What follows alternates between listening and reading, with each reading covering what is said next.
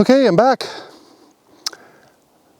I'm heading to Jasper. Well, as far as I can. They have the roads closed about 10 kilometers from me. Jasper would be directly off in that direction. Got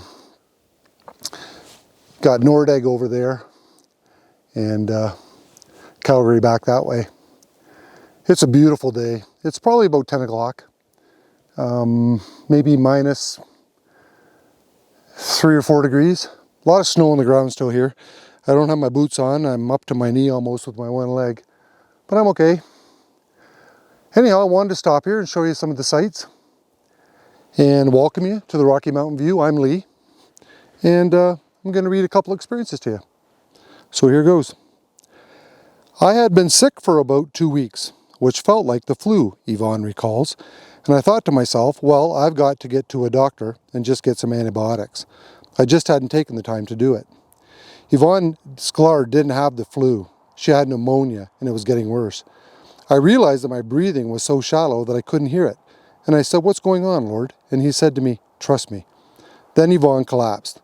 She was taken to Loma Linda University Medical Center, where Dr. Taken Low discovered the severity of her illness. Out of the 6 lobes in her lung, 4 of them were actually involved in the pneumonia. Tests revealed that the infection had spread into her bloodstream, and Yvonne was going into septic shock. Dr. Lowe told her she would need to be intubated and put into a medically induced coma so they could treat the infection. But Yvonne was resistant. I didn't think I would ever wake up, Yvonne recalls, and I kept telling him, I've had a really good life, and I know where I'm going, and it's okay just to let me go. She and I had a very heart-to-heart talk, says Dr. Lowe. We prayed with each other, and then I looked into her eyes and I told Yvonne, look at me. This will be the last person you get to see before you wake up the next time. Meanwhile, Chaplain Donna Herrick, Yvonne's supervisor and friend, rallied people to pray. I took the lead in that and gathered my students, so every day someone could go and pray with her, says Donna. We gathered as her family. Then Yvonne's organs began to fail. She coded 3 times over the next 2 weeks. For each of the organs that failed, there's an associated approximately 20% chance of dying, Dr. Lowe explains. So her lungs failed, her heart failed, her kidneys failed, her endocrine system, which is the blood sugar, was going out of control. So at that moment, she had approximately 70 to 80% chance of dying. Since Yvonne had no family present, doctors and friends met to consider turning off her life support. As a longtime chaplain, Don had seen this many times before. When you're on a respirator like that, day after day, this is not something you recover from, says Donna. You don't expect that. I had prepared myself that she was not going to survive. Later, Donna felt God told her to go to her friend's side. She didn't appear to be with me, but she wasn't gone either, Donna recalls. And I took her hand and said to her, Yvonne, I love you, and it's okay if you want to stay where you are. Go on to stay with the Lord. It is absolutely okay. I will miss you. We will all miss you, but it's okay. Donna didn't know it at the time, but Yvonne was already in heaven. I remember when I left my body that I was in a beautiful, beautiful field, Yvonne recalls. The flowers were so vibrant and alive. There are no words to describe what it's like to be in the presence of Jesus, the love and the light and the purity. The love is insurmountable, and it's all-consuming. The music was more beautiful than any tabernacle choir, any orchestra. It sounded like hundreds of thousands of people praising God. There isn't even an inkling of any other emotion other than happiness. Yvonne said they walked through heaven, and he told me, I tell you my word to ask for all things small or large, says Yvonne. And people don't either feel worthy, or they feel like they're bothering him, or it's too much to ask, or that they don't believe in Christ or heaven. And he says, but remember to tell people, ask. Then Jesus told her she had to go back and asked her to deliver a message.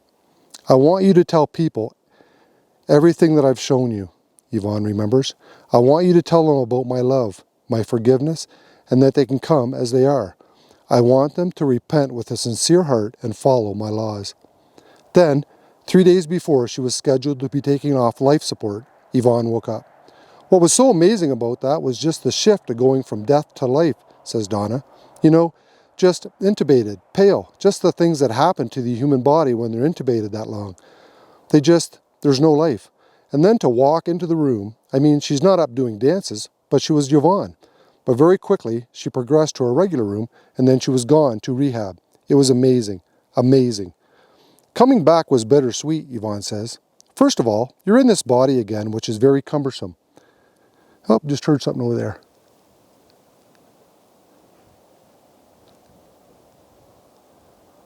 Don't see nothing.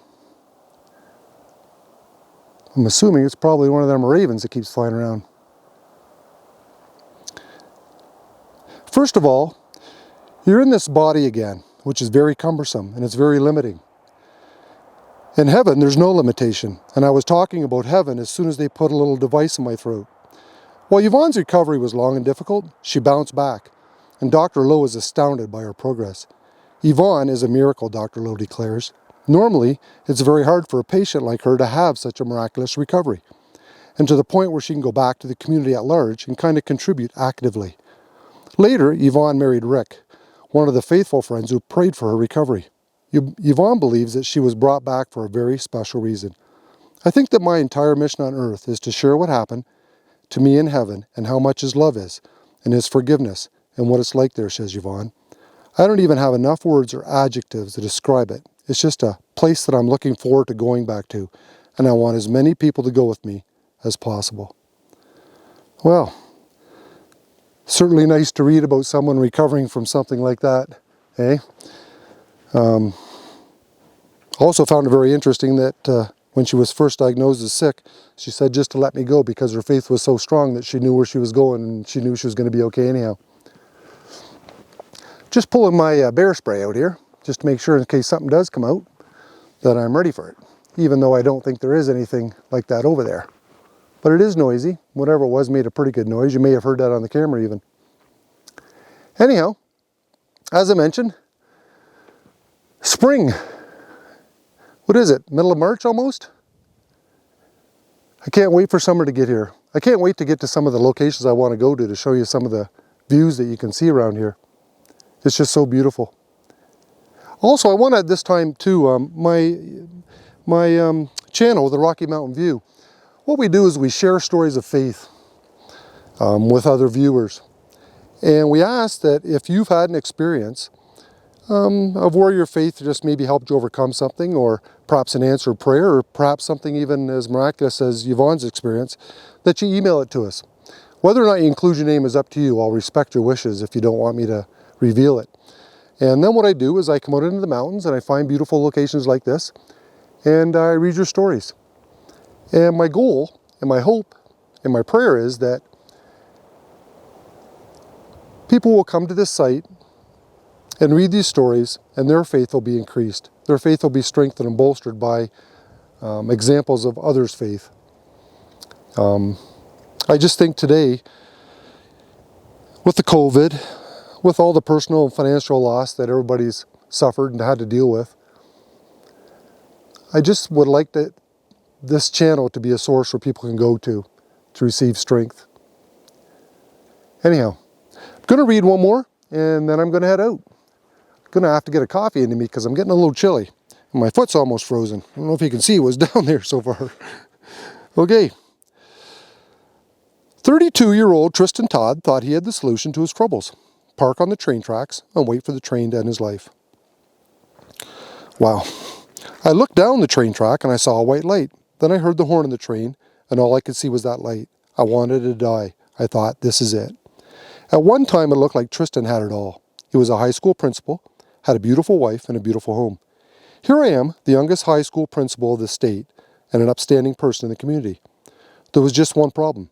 His wife loved the country club lifestyle, and he couldn't afford it. He started gambling to try to make more money. After 4 years of marriage, he and his wife divorced. Tristan was depressed and financially ruined, but he tried to keep up appearances. I stayed and kept the house in the country club.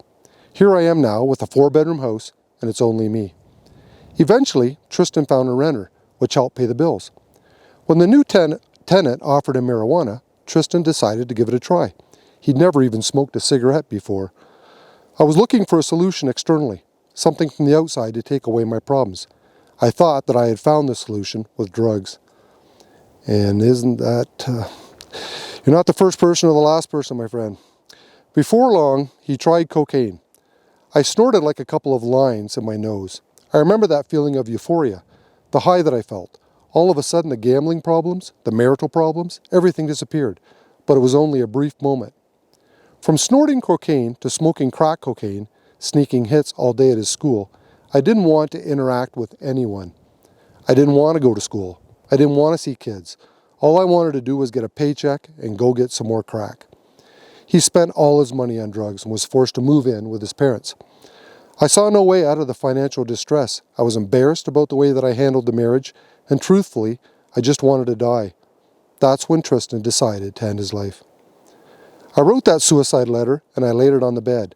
I hugged my parents and they cooked breakfast for me that morning, never knowing what was about to take place in a few hours.